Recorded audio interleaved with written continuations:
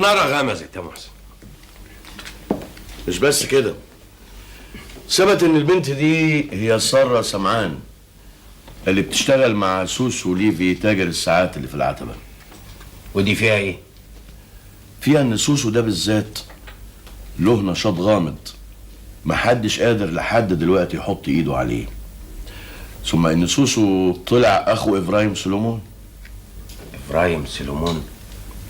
مش ده اللي قابله رأفت في اسكندريه؟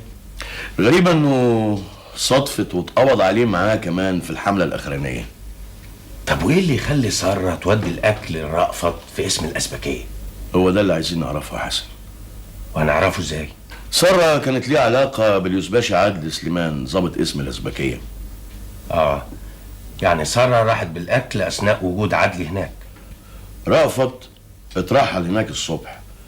عدلي كانت نبطشيته بعد الظهر.